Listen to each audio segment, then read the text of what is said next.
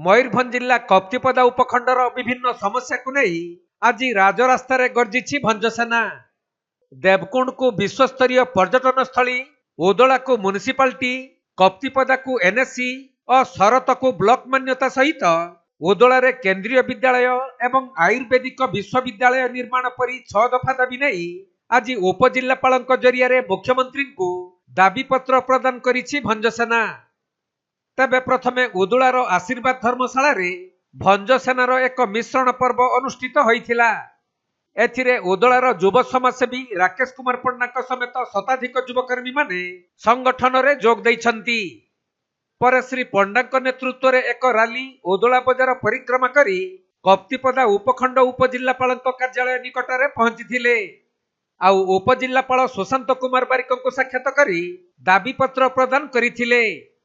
एही अवसर रे श्री पण्डा चेतावनी देई कहिसंती जे जदि आगामी दिन रे एही सबु दाबी उपरे राज्य सरकार और जिला प्रशासन दृष्टि देई कार्य आरंभ न करंती ताहले भंजसेना राजरास्ता को ओल्हाइबो।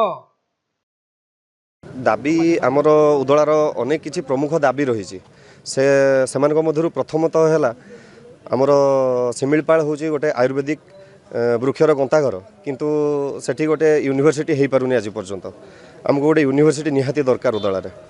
उदला एनएससी बहुत पुराना है। आज पर्यंत यार लोकसंख्या बढ़िया पर भी आज पर्यंत ताकू म्युनिसिपालिटी घोषणा करा जाउनी जहाँकि उदलार विकास रे बाधा सृष्टि करुछि। एवं आमर उदलार अनेक किछि दुर्नीति रहुछि जोटा कि स्वर उत्तोलन करिया पई कहीं बाहरु नाहंती बा उदलार जनसाधारण सेटा पई हैरान होउछंती।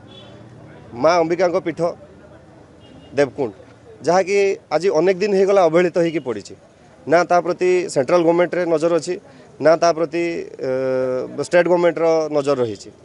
ता सहित आमर जो माने जो रहिला पर्यटन स्थली बलय सब रही समीवृक्ष हो, माछ कांदना हो, काल डैम हो, सुन डैम हो, एगुड़िकर मध्य विकास दरकार जहाँ फल कि आमर उदला ताहाको उदला बा कप्तिपदा उपखंड कहि पारंती से द्वारा डेभलप होबो आ कप्तिपदा उपखंड डेभलप होबा द्वारा ही जाई किछि लोक डेभलप हो पारिबे।